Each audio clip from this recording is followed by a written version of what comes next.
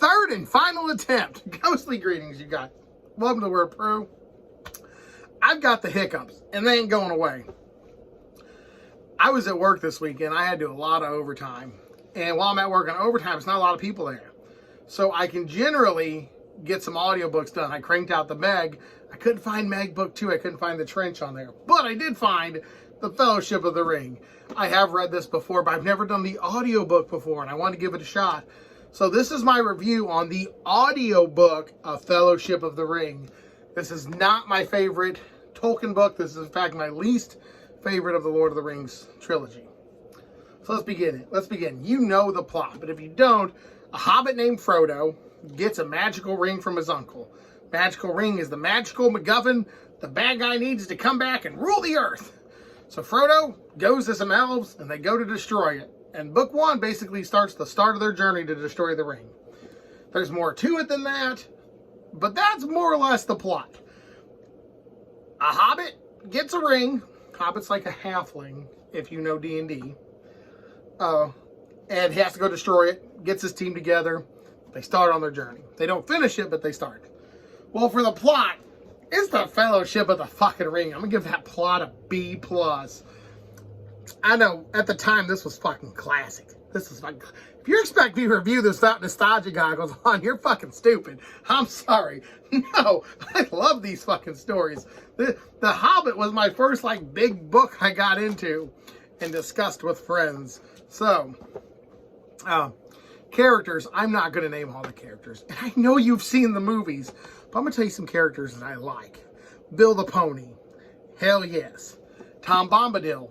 Not in the fucking book. Not in the fucking movie. I like Radagast because he's a big hippie. And my favorite of the whole group is Gimli. Bearded man like myself. A bit dwarvish. Except I'm like 6'2". I'm tall for a dwarf. I'm a big orc. But I like Gimli. He loves his family. He goes anywhere with them. He'll do anything for family. So I like that.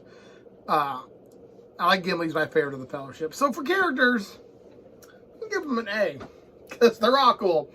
This became your standard fantasy party for a while. Tank, Ranger, Archer. You have guy up front to take some damage, guy in the middle who can do long and short range attacks, and the dude in the back just picking shit off. And Gandalf for magic support. So characters and you know, just fucking, this whole book's a fucking A. The audiobook's even great. I did listen to this at times 2 speed because the audiobook, we'll get into that on the journey part. Pros and cons. Oh, we'll get to it in cons. Pros, this is one of my favorite stories of all time. This is one of my favorite covers to this book of all time. I like the whole coming of age part to Frodo. As a young child, he just drinks and have fun with his friends. Then he gets responsibilities thrust upon him. And not just like normal responsibilities, like, oh shit, I got a wife, I got kids, I got a mortgage. No, you got the fate of the fucking world on your shoulders. And he fucks up, but he handles it the best he can. And that's one thing I really liked about a lot of these characters. Sometimes they fuck up. I mean, you're going to have the good, ultra good, but you got Boromir who just did what he thought was right. And it kind of ended badly for him, but I respect that character because he's like, this is what I think we should do, and I'm going to do it. World be damned, I think this is right. Cons. I'm not going to lie, cons, this audiobook was fucking kind of dull at parts. I remember listening to the Council of Elrond. I'm just sitting there like, is this going to fucking end? Is something going to fucking happen? I don't need the backstory for every fucking rock in this fucking universe.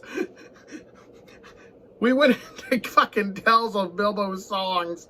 I just wanted to see the halfling stab another orc with a sword. That's all I want.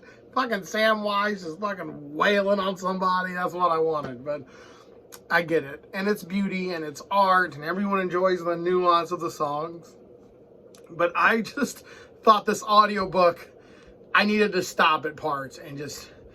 I was craving Meg, which is like the exact opposite of this. There's no backstory for every fish in the sea. The shark's hungry, shark's gonna eat. Shark's horny, shark's gonna fuck. But no, journey. How'd I enjoy this journey through the audiobook? The audiobook, I'm not gonna lie, it bored me at parts. This is deep. This is a lot of detail, and this is a lot of stuff to get through. But all said and aside, you feel deeply. You feel the songs. You feel like the author Tolkien was desperately deeply connected to his world. I've heard the stories about how he wrote Lord of the Rings, how it's allegorical, how he wrote a language and then came up with a story to go with it. Whatever he did, it's perfect. There's not a whole lot of wear and tear on this story. It's a bit dull for an action-packed book nerd like myself, but if I read this at home, I'd have probably read a chapter a day and just loved every minute of it. But to listen to this the whole way through on audiobook was not a good time. So the audiobook, I'm going to give it a C. Yeah, don't listen to this audio. Don't listen to it in one sitting. That's what I did. Put on times 1.5 speed. I listened to this one day at work. That's all I did. Got at work. A little bit longer, but I got at work. Hit start. Went through it. And yeah. But that's been me. That's been your boy Prue, guys. So thanks for watching. Fellowship of the Ring. Because you don't fucking know it's great. Deuces. Go off.